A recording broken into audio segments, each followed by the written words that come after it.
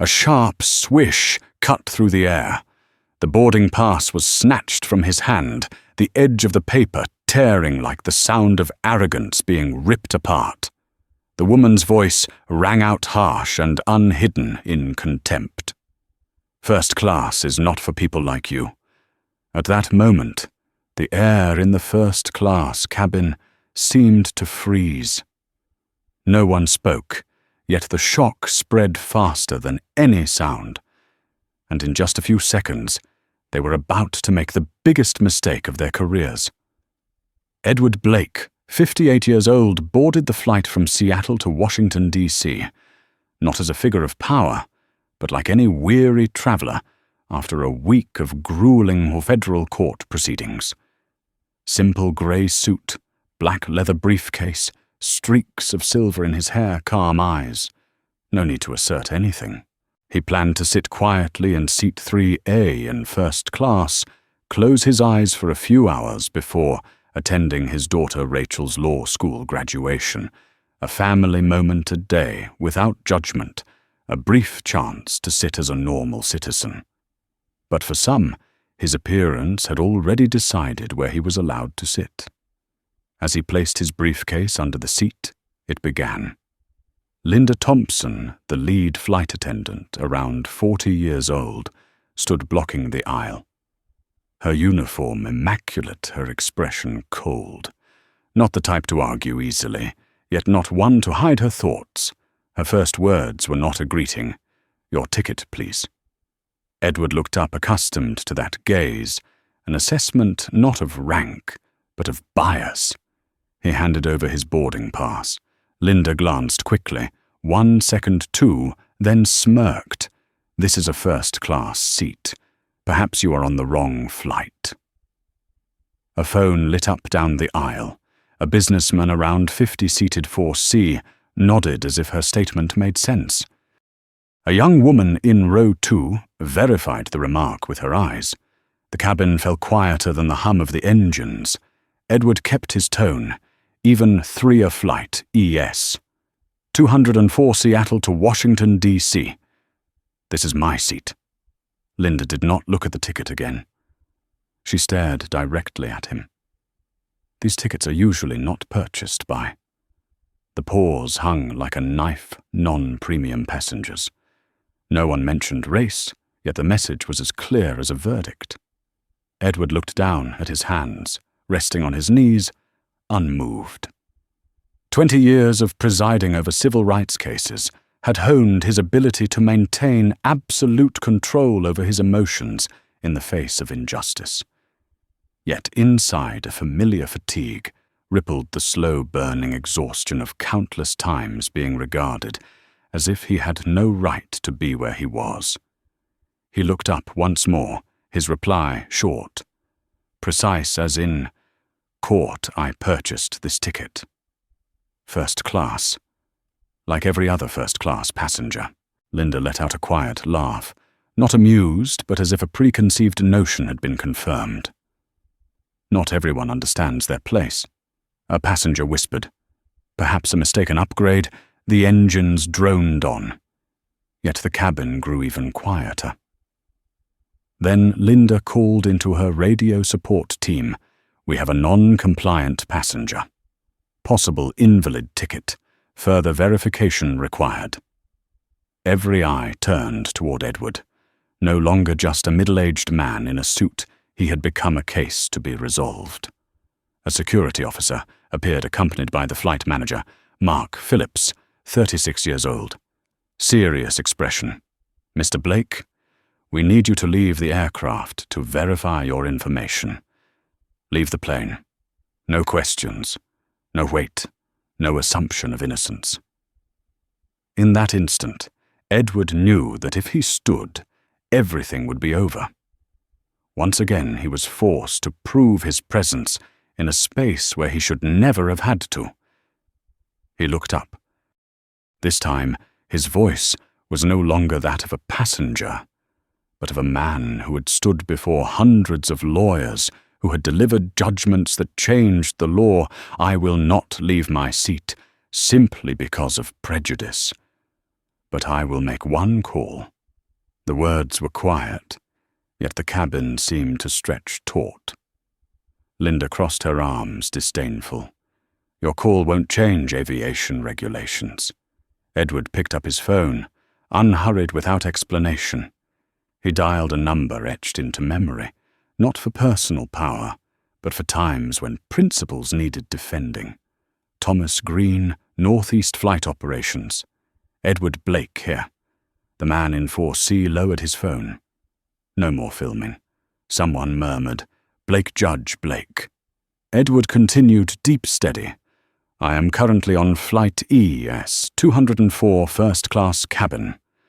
I am being asked to leave the aircraft under suspicion of an invalid ticket.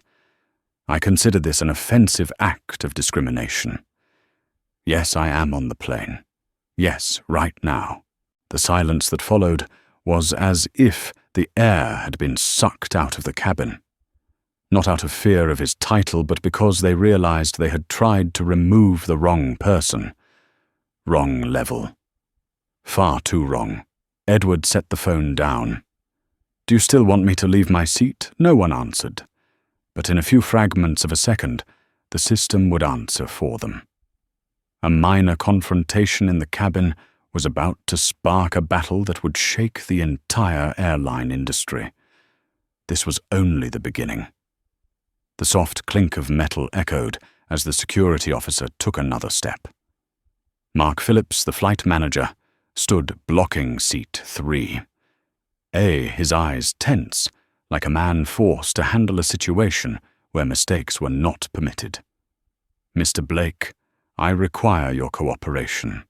His voice was no longer a request, but an order. They did not yet understand the person they were facing. They only saw a man refusing to leave his seat, unaware of the undercurrent moving behind that calm, steady gaze.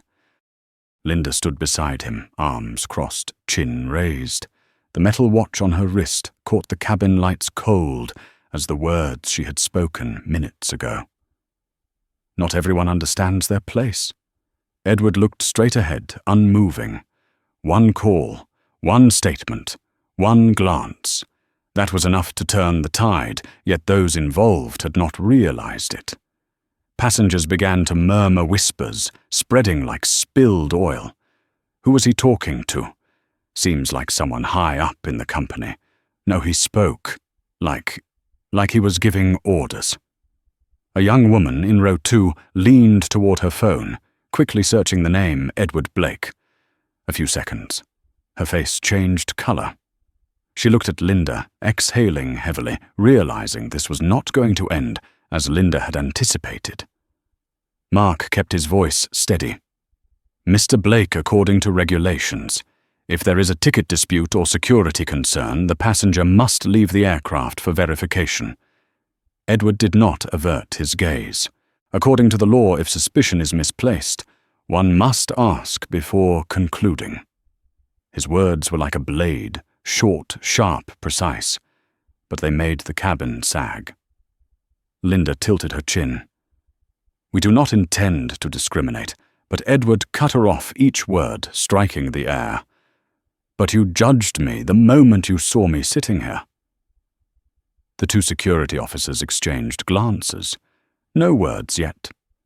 Their body language made it clear they were beginning to sense something beyond their comprehension. A junior flight attendant had just stepped up the jet bridge, overhearing the last few words. Her face froze concern in her eyes. No one knew what the call on the other end was relaying, yet less than 2 minutes later, the response arrived. Mark's phone vibrated violently. He immediately answered, turning his back to the cabin. "Yes, understood, Mr. Green. Yes, immediately got it. Please advise next steps."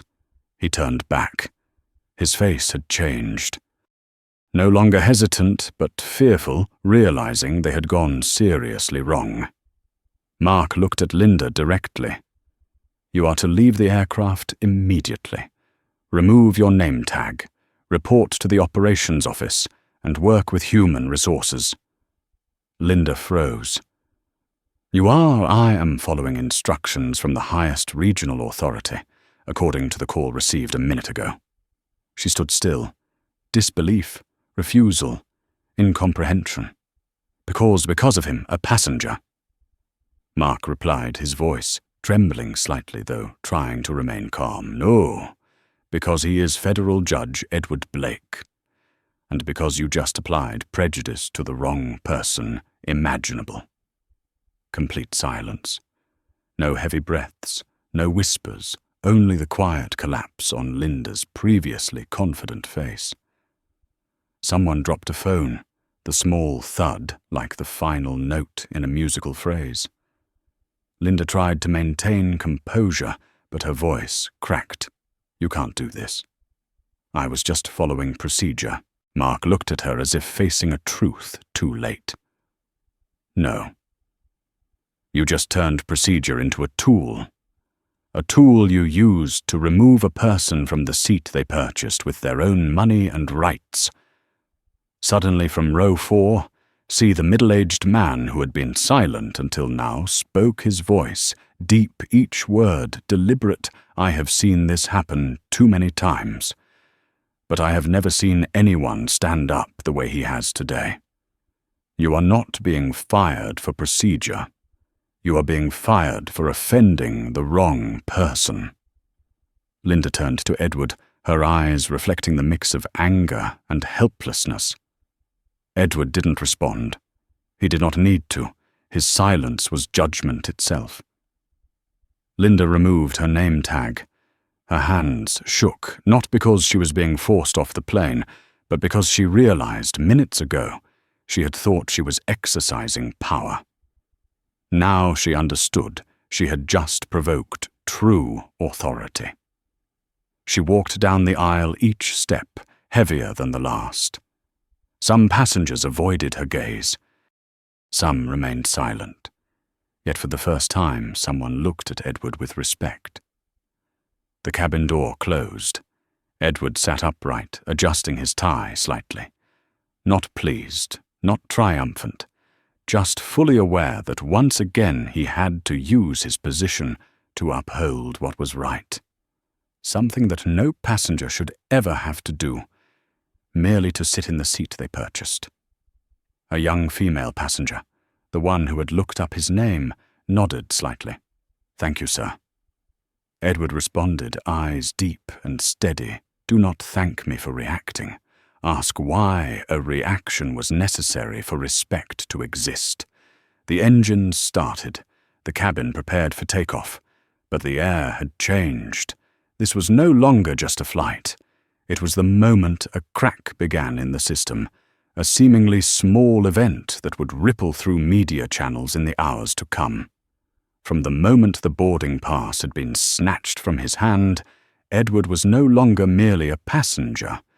He had become a witness, and soon the plaintiff, not because he was insulted, but because an entire community was insulted every day yet without Thomas Green's number on the line. He closed his eyes slightly and exhaled. The only moment of peace in this journey had been stolen, but from that theft, a battle was about to begin. And this time he was not in the judge's seat. He was in the plaintiff's seat. That battle had just ignited. The young flight attendant stepped into the cabin, her eyes scanning the tense scene as if she could feel the aftershock of a seismic shift. She froze momentarily uncertain, then looked toward the man sitting silently in seat 3A. He did nothing, said nothing, just sat there, phone in hand, his gaze as calm as still water before a storm. Yet anyone paying attention could see that he was the epicenter, the one who had just upended the order first class had grown accustomed to for far too long. The attendant glanced at Mark, waiting for a signal. Mark said nothing, only gave a subtle nod. A small gesture, yet laden with layers of meaning. She moved toward Edward, placing a glass of water on the table, her voice softer than standard service. If you need anything, please let me know. Edward nodded without looking up. The glass was more than refreshment. It was a signal that the balance had shifted, that the eyes which once doubted were now recalibrating.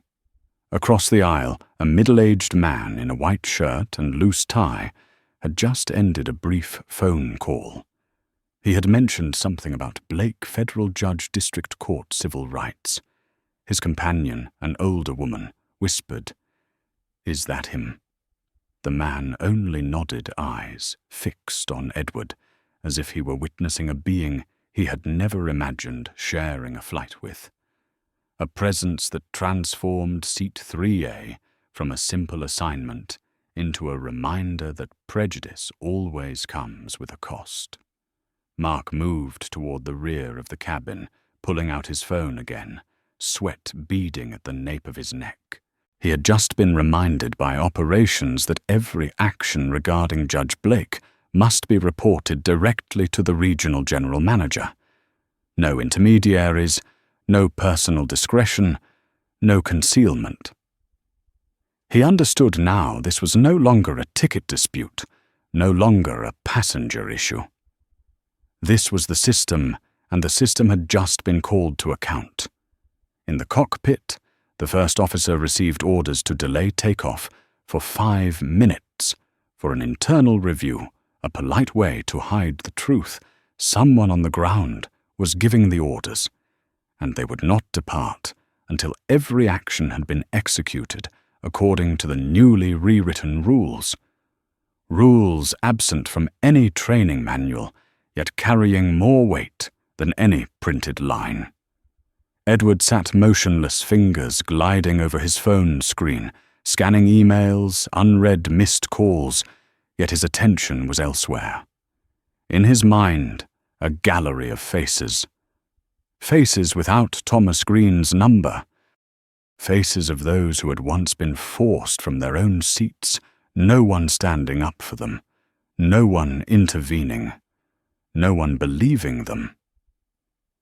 He was not the first to be questioned for occupying a first-class space, but he was one of the rare few who could make the system apologize immediately.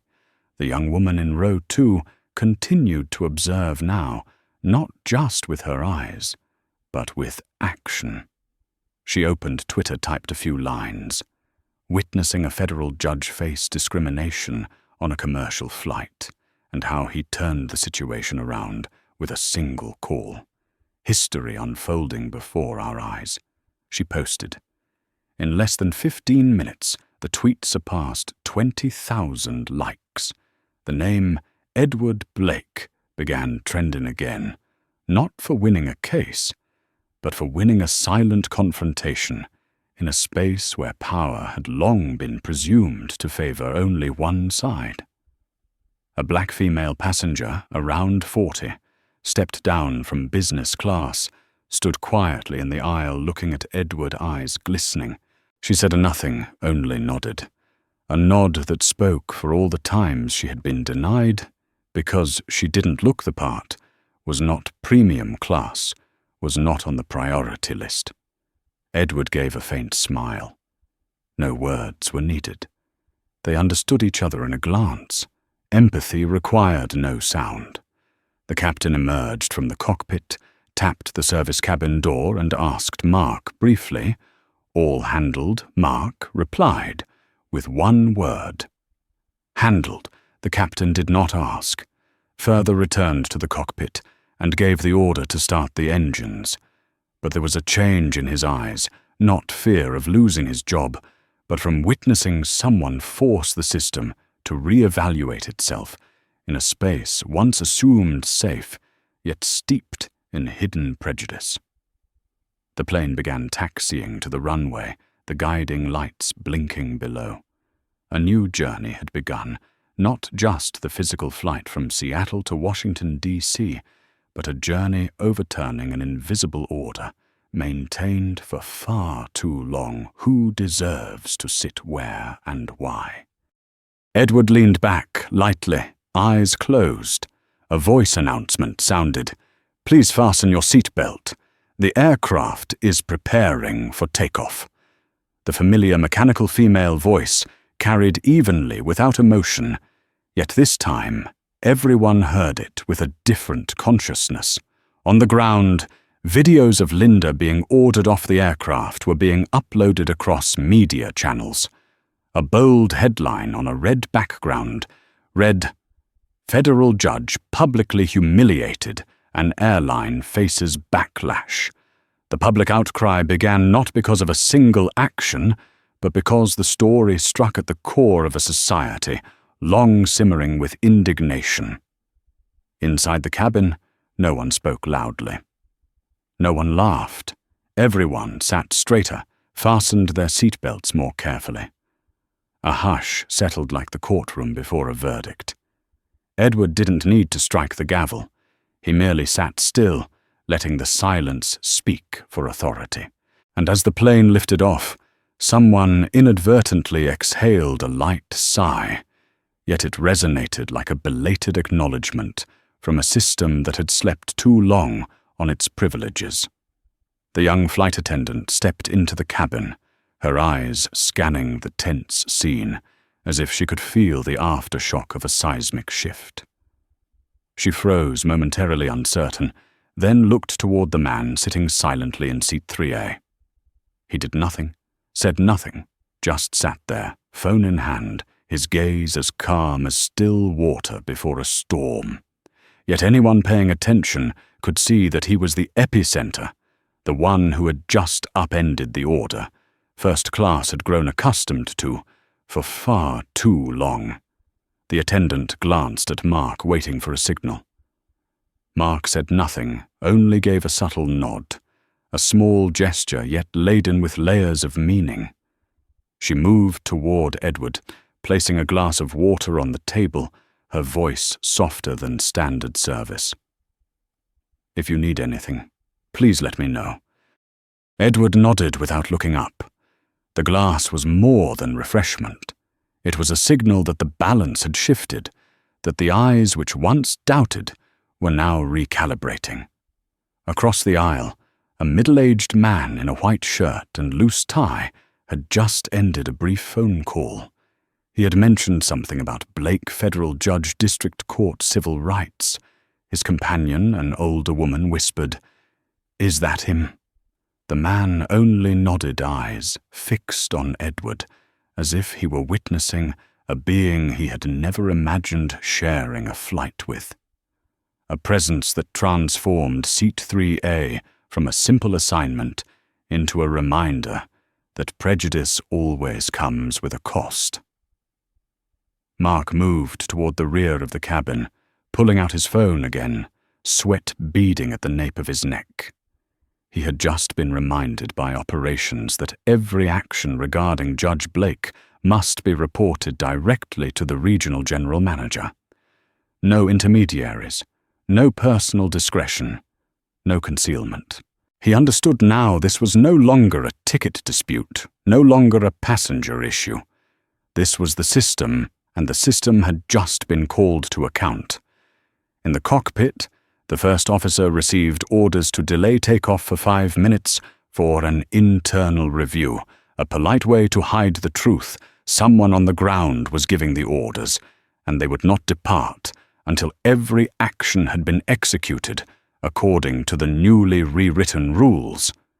Rules absent from any training manual, yet carrying more weight than any printed line.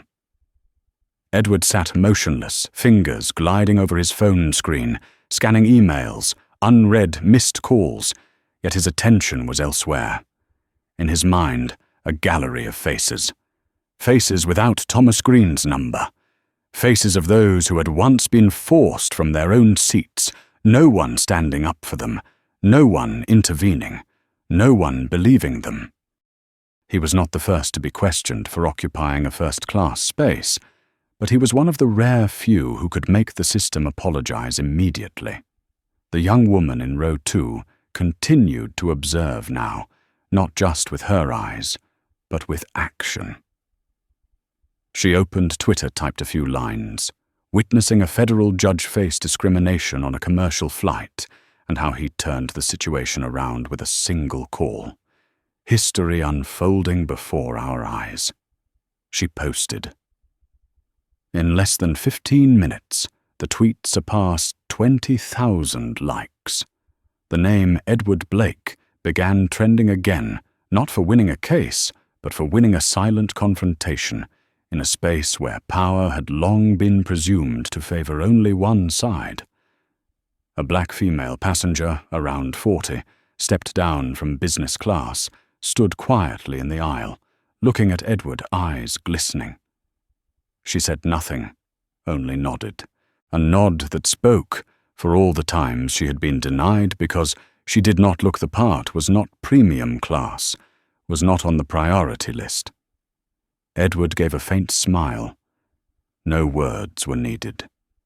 They understood each other in a glance. Empathy required no sound.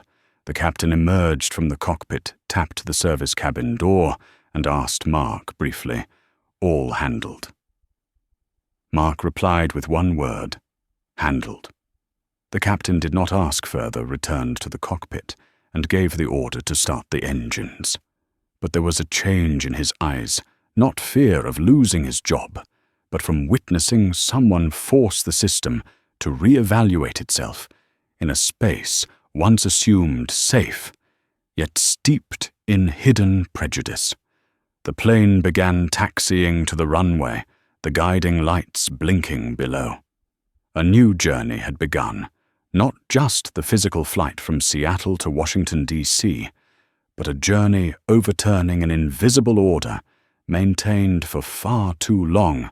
Who deserves to sit where and why? Edward leaned back, lightly, eyes closed. A voice announcement sounded. "Please fasten your seatbelt. The aircraft is preparing for takeoff." The familiar mechanical female voice carried evenly without emotion, yet this time everyone heard it with a different consciousness. On the ground, videos of Linda being ordered off the aircraft were being uploaded across media channels. A bold headline on a red background read, "Federal Judge Publicly Humiliated. An Airline Faces Backlash." The public outcry began not because of a single action, but because the story struck at the core of a society, long simmering with indignation. Inside the cabin, no one spoke loudly. No one laughed. Everyone sat straighter, fastened their seatbelts more carefully. A hush settled like the courtroom before a verdict. Edward did not need to strike the gavel. He merely sat still, letting the silence speak for authority. And as the plane lifted off, someone inadvertently exhaled a light sigh, yet it resonated like a belated acknowledgement from a system that had slept too long on its privileges. The seatbelt sign glowed pale white. The plane was at cruising altitude, yet no one felt truly settled. The tension in the cabin was no longer as sharp as when the doors had closed, but it simmered quietly like electricity waiting to discharge. Everyone remained cautious in their movements, not out of fear of turbulence, but because they had just witnessed something rare, real power, moving silently through the space without escort banners or proof. Edward opened his briefcase and took out a stack of papers. Not a ruling, not case files, but a speech he had written by hand, intended for his daughter's graduation at the end of the week. White pages, blue ink, meticulous handwriting, each line carrying love and hope. Yet as he reread the final sentence, "In a just world, you need not be strong to earn respect. You need only to be present." He paused, looking out the window, realizing he could no longer say this, for he had just witnessed his own presence being challenged. In the row ahead, the young attendant's phone began buzzing with messages from friends.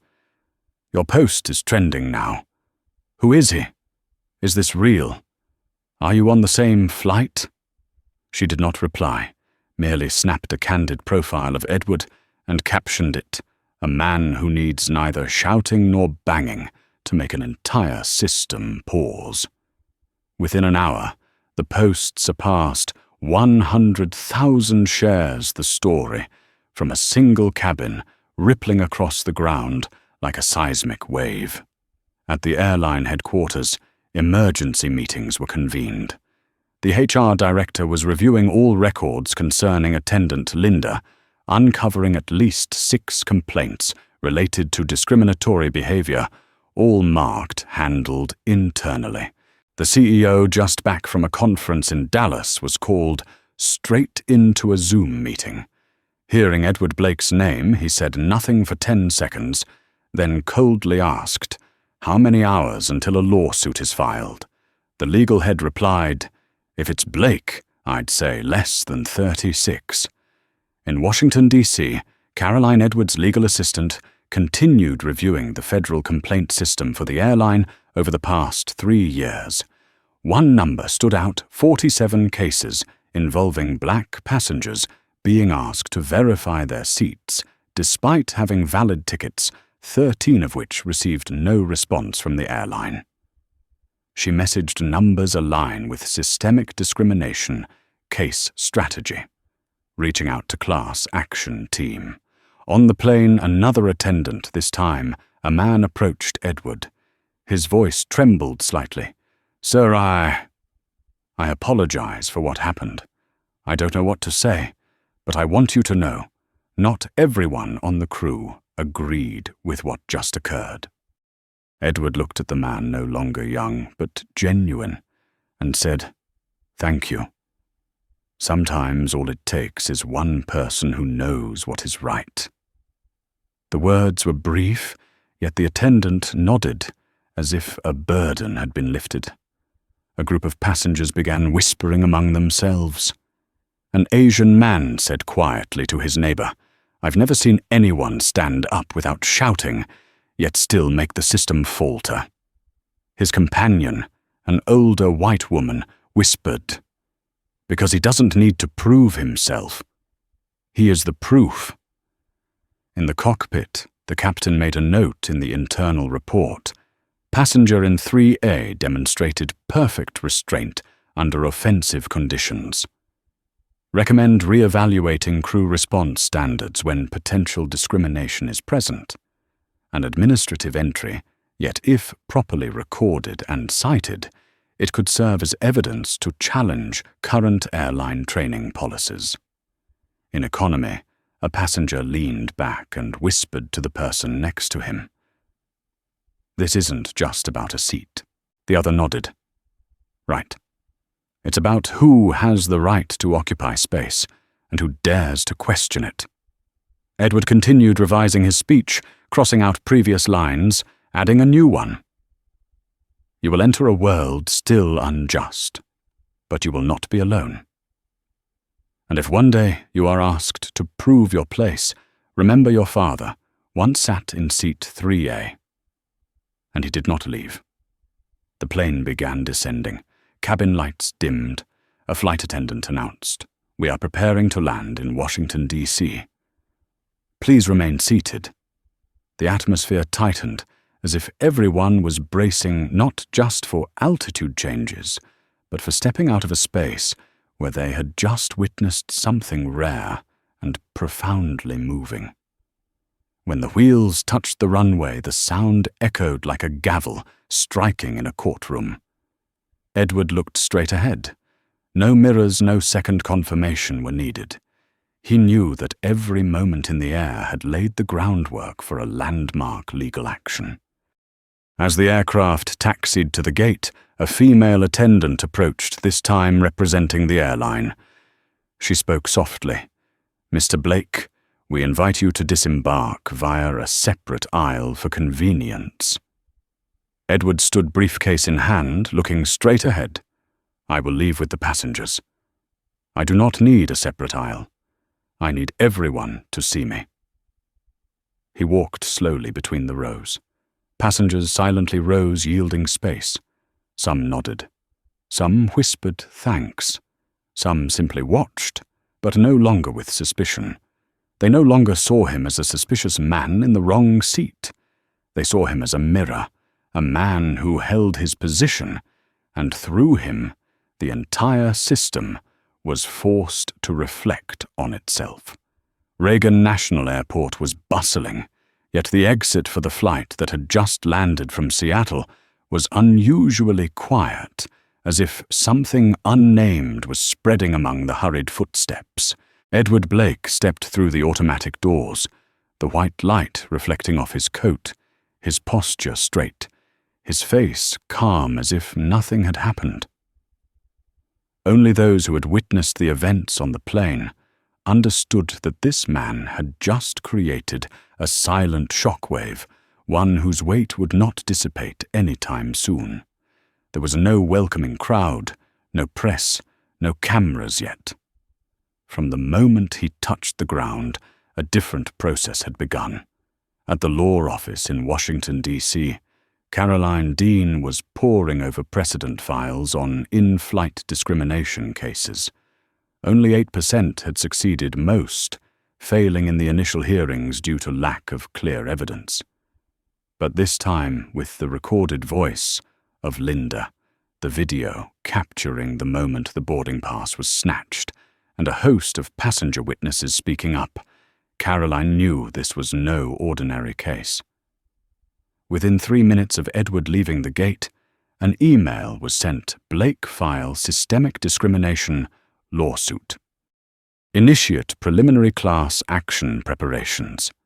11 minutes later, a civil rights organization responded, "We want to join." 20 minutes after that, the hashtag Seat3A became a trending topic on Twitter. No one knew exactly who had started it. It carried no tone of outrage, only a reminder. Have you ever been asked to leave the seat you paid for because you don't look like someone who usually sits there? Below was a photo of Edward Blake leaving the gate, captioned, "He did not leave." On the taxi ride home, Edward said nothing. He looked out the window at low-rise buildings, parks draped in golden leaves, and illuminated signs, as if everything beyond followed a fixed logic. Yet inside him, a structure had cracked, not because he had been humiliated, but because he knew that in that moment, if he did nothing, his daughter would continue to grow up in a world where people could be pulled from their seats without apology or remedy. He did not need applause. He needed consequences. At the airline headquarters, chaos reigned. Internal meetings revolved around 3 words: damage control. The HR director was questioned for retaining Linda, despite signs of misconduct. The training head had to explain the passenger risk assessment procedures and the use of appearance and behavior profiling without document verification. Among the reports reviewed, a frightening fact emerged. Internal policy did not forbid subjective evaluation. It encouraged it using vague language like trust your instinct profiling for safety and preemptive seat validation. A senior manager straightened in the meeting. "We do not fail because one person acts wrong. We fail because the entire system encourages it as a reflex." That statement was recorded and would later become a key piece of evidence in the lawsuit. Meanwhile, Rachel Edwards' daughter prepared for her graduation at Georgetown Law. News of her father had reached her through friends, professors, and even her academic advisor. A classmate handed her a phone playing a video. She watched it from start to finish, silent. Then she looked up. He is not just a judge. He is the living answer to why justice must be seen clearly. That evening when Edward returned home, Rachel was waiting. They did not speak of the incident immediately. They had dinner, talked about work, the weather gowns. But when Edward set down his glass, Rachel looked him directly in the eyes. "Are you going to take this to court, Edward?" Only nodded, no explanation, no hesitation. She nodded back softly. "I want to support the lawsuit." From the plaintiff's side. Edward looked at his daughter. The young woman was no longer the girl who once sat in the back row of his courtroom, watching him deliver judgments. Now she stood as an equal, not only a future lawyer, but a successor to the spirit of justice he had preserved for 30 years. That night Edward sat alone in his small library walls, lined with law books, old newspapers, awards, and family photos. He reviewed a 2006 case. A black man denied access to a cabin for wearing a hoodie. The case had been dismissed for lack of clear evidence of discriminatory intent. Now he had audio recordings, video, and dozens of witnesses. More importantly, he had a position the system could not ignore. This lawsuit would not only target the airline, but its policies, its training language, and its passenger assessment forms. If successful, it would set a precedent for every other citizen who had been denied access because they did not look the part. A message from Caroline arrived at midnight. The coalition of civil rights organizations has confirmed participation. I will schedule the strategic meeting for tomorrow morning.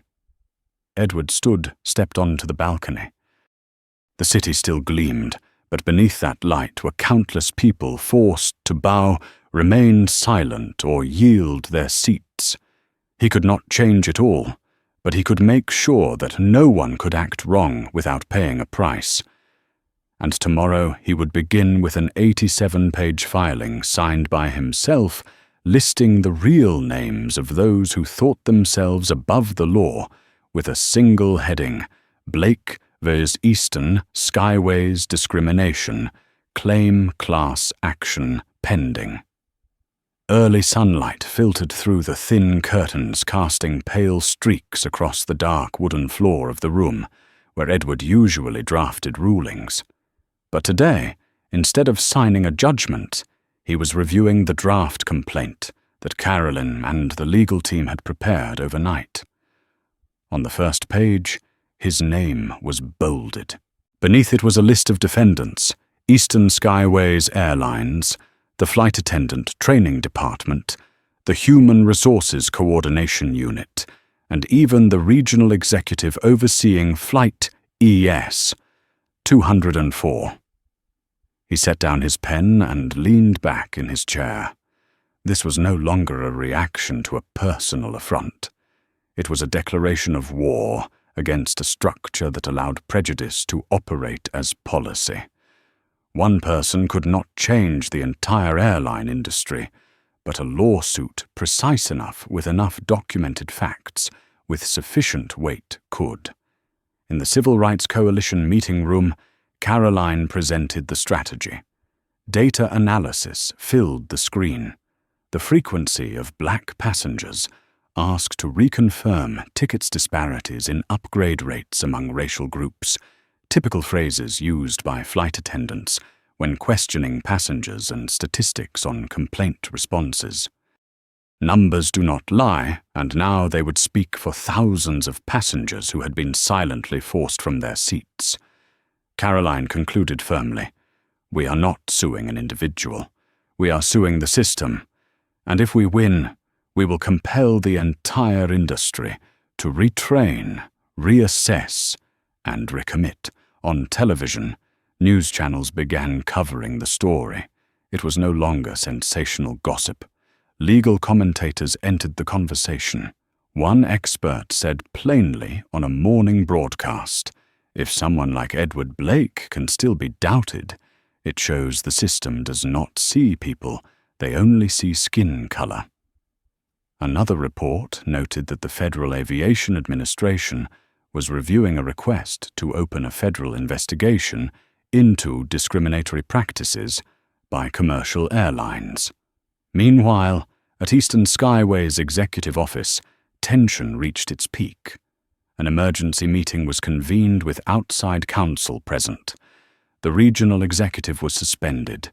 All passenger behavior data for Flight ES 204 had been ordered reviewed. A preliminary analysis showed that Linda was not an isolated case, but a prominent expression of a culture nurtured over many years. A board member who had remained silent until now spoke. We have allowed procedures written by fear, operated by prejudice, and protected by apathy. It is time for our system to be exposed. Back in Washington, D.C., Edward entered Caroline's office, his coat draped over his arm, holding the final complaint. He placed it on the table. His gaze was no longer that of a judge, but of a father, a citizen, a living witness. He simply said, "File it with the court." Caroline nodded. No further instructions were needed. Everyone in the room stood as if understanding that this moment transcended mere legal procedure. At the courthouse, the complaint was filed into the system at 10:12 a.m. The case title appeared, Blake et al. v. Eastern Skyways et al. A soft chime sounded in the internal notification system, a small sound, yet behind it, a silent earthquake was spreading. At the same time, on social media, the movement I was asked to leave my seat too erupted. Passengers across the country shared stories of being denied seats, scrutinized repeatedly, asked to verify tickets simply for looking different. Many tagged posts with Seat 3A as an unofficial emblem of the right to occupy space fairly. Rachel in her graduation gown stood before the mirror, adjusting her robe. On the table lay an old photo of her and her father on the day she was accepted into college. Pride shone in her eyes, not only because her father had filed a lawsuit, but because he had taught her that justice does not only come from courts, but from refusing to remain silent in the face of even the smallest affront. And as Rachel stepped onto the stage to receive her diploma from the dean, the applause resounded, not only for her graduation as valedictorian, but for the name Blake now carrying a significance far beyond one individual. It was a reminder that systems are only just when someone compels them to be, and the story of a single flight with a single seat had become the catalyst for a redefinition of respect, presence, and the right to occupy one's rightful place. The wooden gavel struck the bench, echoing through the crowded courtroom, not as the start of an ordinary session, but as the first wake-up call for an entire industry. On the electronic board ahead, the words were clear: United States District Court for the District of Columbia, case Blake et al. V. Eastern Skyways et al. Behind the rows of attorneys, dozens of passengers who had once been mistreated watched silently, witnessing the man at the front transform a personal humiliation into a nationwide legal movement. Edward sat upright, hands clasped, eyes fixed on the presiding judge. Not out of fear, but because he knew that every glance, every word, every line of the filing would be recorded, analyzed, and cited, not just by the press, but by legislators, law schools, and even airlines that had tried to ignore the problem. The plaintiff's attorney, Caroline Dean, rose to present the complaint. Her voice was firm without a single superfluous word. We will prove that Eastern Skyways Airlines did not merely offend one passenger. It maintained, protected, and utilized an operational policy that encouraged subjective evaluation based on skin color, hairstyle, attire, violating civil rights, insulting dignity, and forcing black passengers out of spaces they were fully entitled to occupy. Each sentence pierced through the polished veneer of corporations long accustomed to operating in legal comfort. On the defense side, a large, expensive, and experienced legal team faced it all, yet none could deny the evidence. Edward and his team presented recordings of Linda's voice passenger, captured video internal Eastern Skyways statistics, even the flight attendant training program with phrases like profiling protocol instinct override visibility management. Words crafted in technical language, but in effect authorizing legally sanctioned discrimination. A witness stepped to the stand.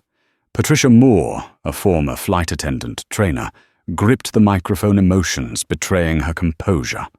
I repeatedly warned that we were teaching attendants to question people based on appearance. They said I was overly sensitive. After my third complaint, I was reassigned. The courtroom fell silent. Patricia looked at Edward and gave a small nod. He returned it with a grateful glance. Once again, those brave enough to stand are never alone.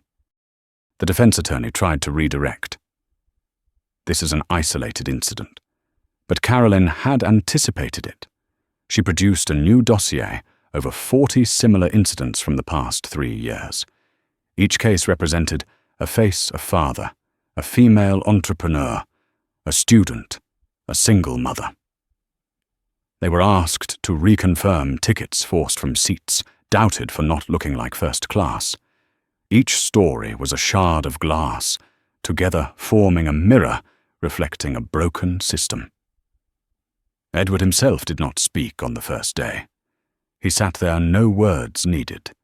His presence was a spear piercing through denial. The black man with silver hair who had presided over thousands of cases and defended countless communities was now the plaintiff, not for personal honor, but to force an entire industry to ask who truly does not belong in first class. Outside the courtroom, the media swarmed. Edward refused interviews. Caroline spoke on his behalf. Mr. Blake needs no further comment. His actions from refusing to leave seat 3A to filing this case speak for themselves. The question is no longer what he experienced. The question now is, what will we do to prevent this from happening to those without his position? At other airlines, legal departments convened in closed sessions reviewing internal policies. Some proactively emailed apologies to passengers who had previously filed complaints without response. Others quietly removed clauses allowing profiling by discretion from training manuals. They knew that if Eastern Skyways lost, they would be next. In Congress, a group of senators began drafting legislation to require airlines to publicly report complaint rates related to racial discrimination. A law was taking shape, and it all began with a single moment on Flight ES 204, where a man refused to leave the seat he had purchased. When the court recessed, Edward stepped out. No security, no sunglasses, no prepared statements.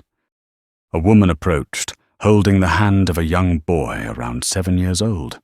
The boy looked at him and whispered, "Are you the man who sat in seat 3? Edward nodded. The boy smiled. "I want to sit in that seat one day, too." Edward knelt, meeting his eyes. "And you will. You don't need anyone's permission. That seat is yours if you have reserved it.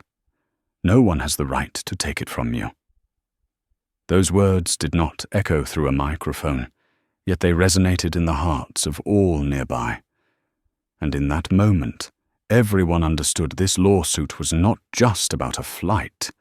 It was about how America looks at itself and decides whether it dares to correct a mirror that had been warped for far too long.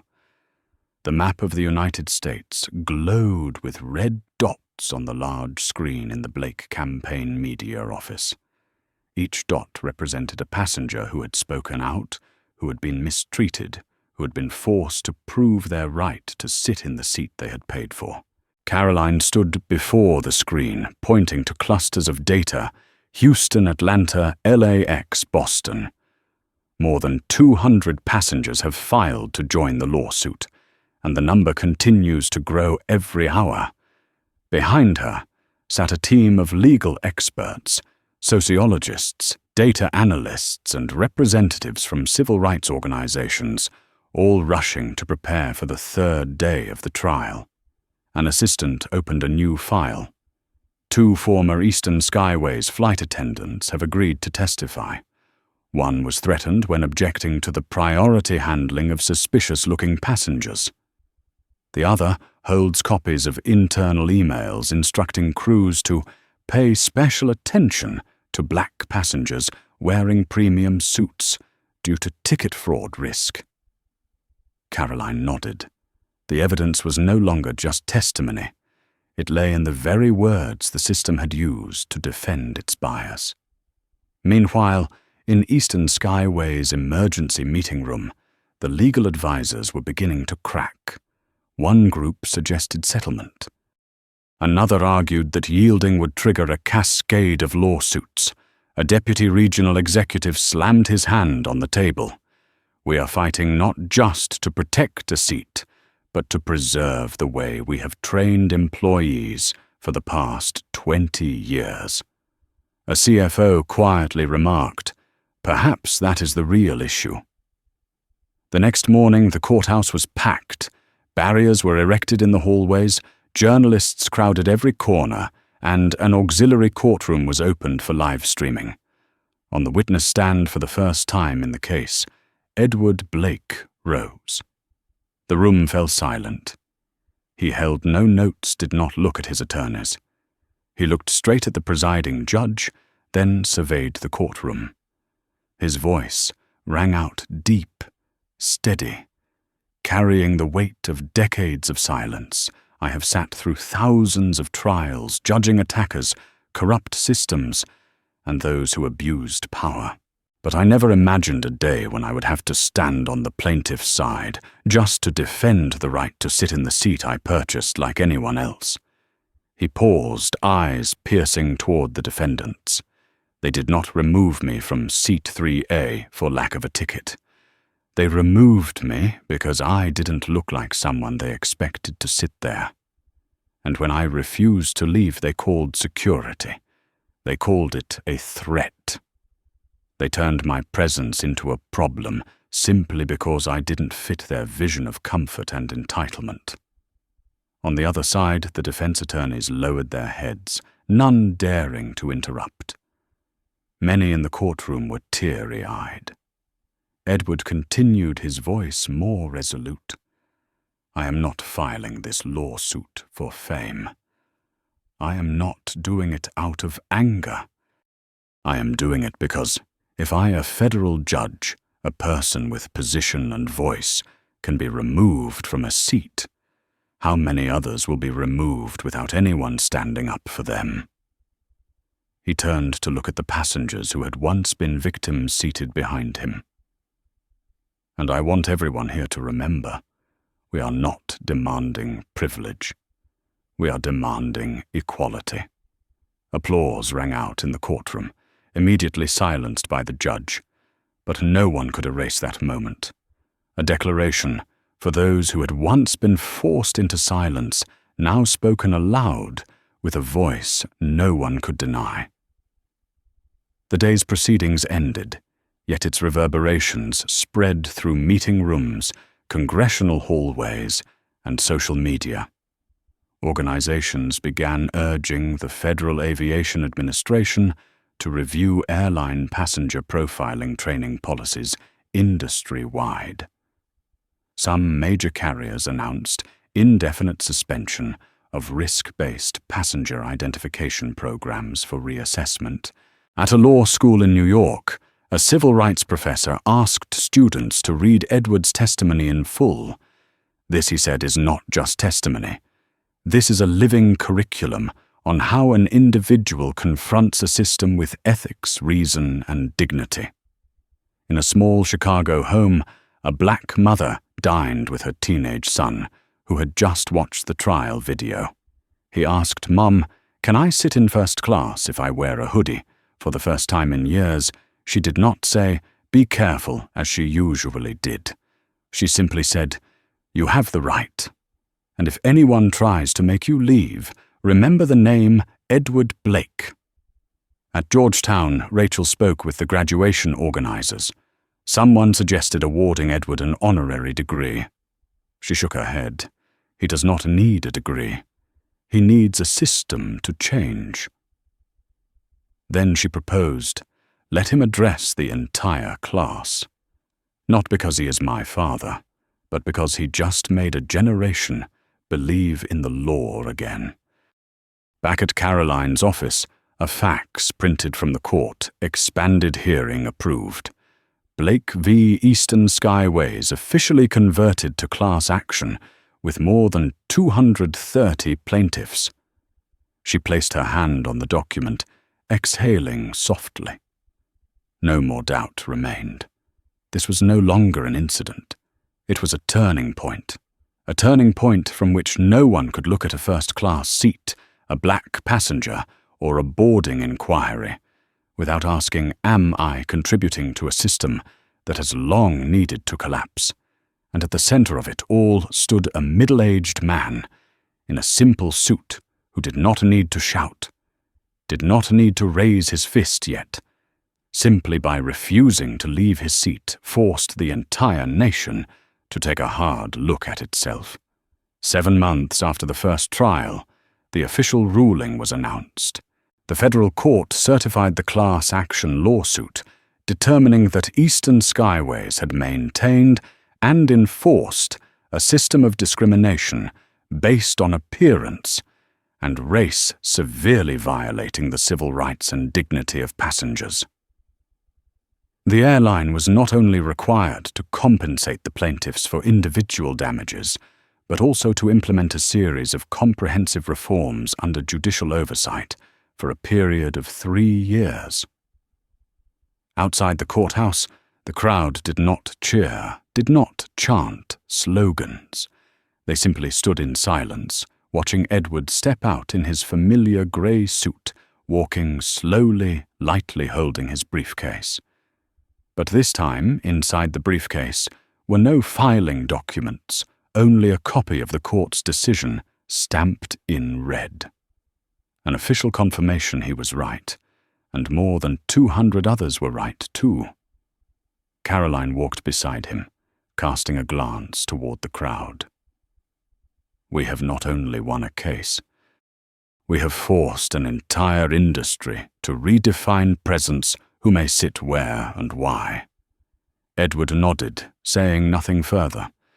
Everything that needed to be said had been spoken at the witness stand in the court, filing, in the steadfastness he showed each time he was questioned for daring not to leave his seat. At Eastern Skyways headquarters, internal emails now shifted from excuses to action, rewriting the entire flight attendant training program, incorporating cultural awareness and personal bias control into mandatory training, establishing an independent passenger complaint feedback system outside the operational chain. A supervisory board consisting of court representatives, human rights experts, and civil attorneys would oversee every step of these reforms for at least 36 months.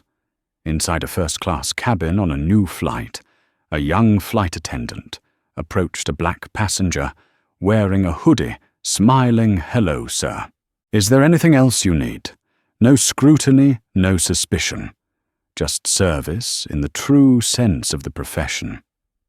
She did not know the passenger's name, but she had read the updated training manual, "Respect is the standard, not the choice." At Georgetown, Rachel stood on the graduation stage, holding the microphone clearly. The path of justice does not begin in the courtroom. It begins at the moment we refuse to stay silent in the face of wrong, no matter how small. My father was once asked to leave his seat, but he chose to remain. And because of that steadfastness, today, many others can sit in their seats without asking anyone's permission. The auditorium rose, not just to applaud her, but to honor an idea. Justice does not demand perfection. It demands persistence. In a small church in the Chicago suburbs, a pastor cited Edward's story in his Sunday sermon. When the righteous are pushed aside, they do not need to pound on doors to return. They simply stand firm, holding their place, and let the truth knock on the door for them. On social media, The hashtag Seat3A gradually became a symbol of the right to be present, not only at airports, but in classrooms, boardrooms, hospitals, corporate chairs, and everywhere presence had once been deemed unusual. Edward received a handwritten letter from a passenger who had been mistreated on another flight. "I have no title, no power. But because of you, next time they tell me to stand, I will have the courage to say, I will remain seated." He placed the letter in a drawer. Beside it lay his old boarding pass, torn in half on that fateful day. He did not tape it back together because he wanted to remember that sometimes a torn piece of paper can spark a change that nothing else can mend except justice. No spotlight, no courtroom battle, only a man quietly walking home. Yet his footsteps would echo for tens of thousands of people in countless, seemingly ordinary moments, each decisive. Because he chose not to leave his seat, and because of that, the entire system was forced to reorganize its own order. From the perspective of a systemic justice expert, Edward Blake's story is not merely a personal incident, but a vivid demonstration of how quiet power can compel an entrenched structure to confront itself. What propels society forward is not loud slogans, but calm yet resolute moments when an individual refuses to accept wrong as a given. When someone has the courage to hold their position without justification, without rebellion, relying only on the rightful presence of their stance, the entire system must pause, reflect, and change. If you believe that respect should not be the privilege of a select few, but the minimum standard for all like and subscribe, to share stories that compel us to reconsider how society operates. And leave a comment with the phrase, "Do not leave seat," to show that you stand with those brave enough to confront injustice, instead of remaining silent to stay put, instead of walking away, and to choose justice over following the comfort of unfair habits.